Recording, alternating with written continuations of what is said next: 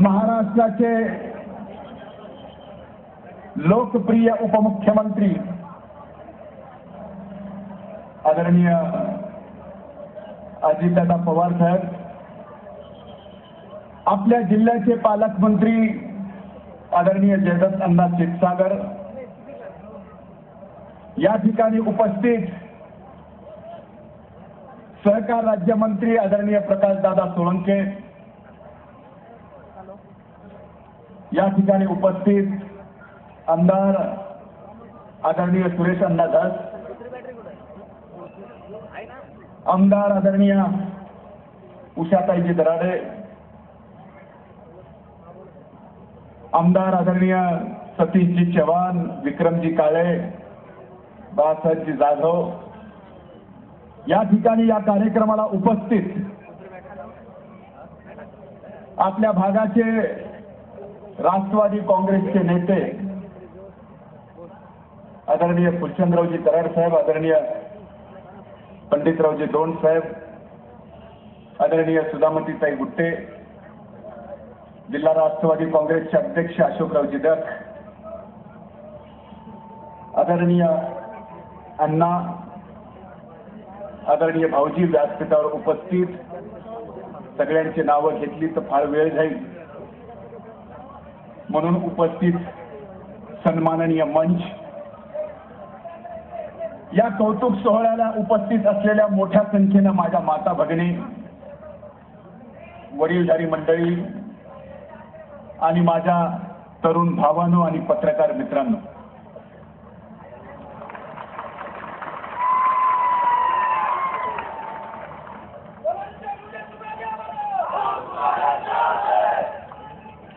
सगळ्यांचं लक्ष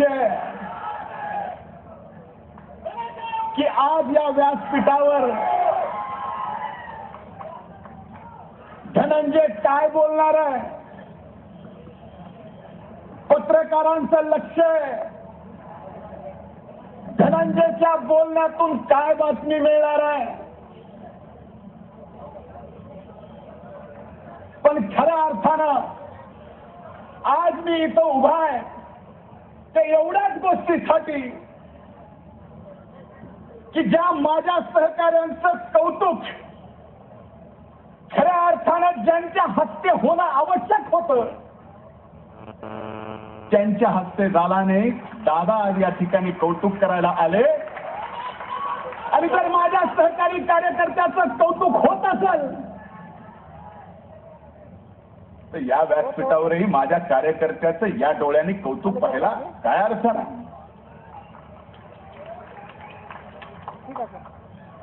ज्या परळी नगर परिषदेच्या निवडणुकीत अध्यक्ष आणि उपाध्यक्ष पदावरून संबंध महाराष्ट्रभर बंड काय बंड काय बंड काय,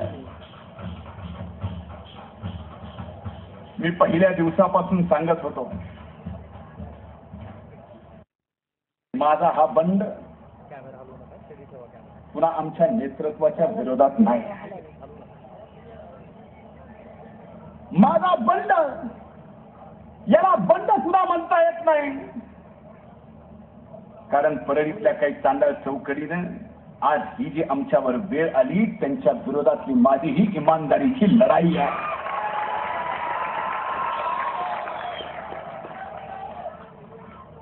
मला एका गोष्टीचं वाईट वाटलं. मी परळीकरांना नगर परिषदेच्या निवडणुकीत विनंती केली होती की 12 तारखेला आमच्या काकांचा वाढदिवस असतो, त्या वाढदिवसाला भेट द्या. 17 नगरसेवक भारतीय जनता पार्टीचे निवडून गेले. आम्ही भेट वाढदिवसाची दिली, पण नगराध्यक्ष पदाच्या निवडणुकीपर्यंत तुम्हाला घेता आली नाही, याच्यात आमचा बंड कसला.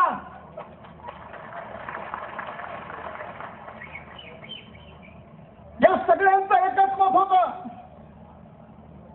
17 नगरसेवक निवडून आले, 17 पैकी 16 कोणी जे नाव घ्यायचं ते घ्या आणि नगराध्यक्ष करा, फक्त एक सोडता. जुगल किशोर लोहिया, त्यांनी कानं भरून भरून घर फोडण्याचं सगळ्यात मोठं पाप केलं.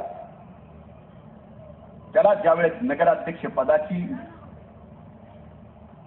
बहालकी मिळू लागली तर शेवटी माझा सुद्धा नाविलाज झाला.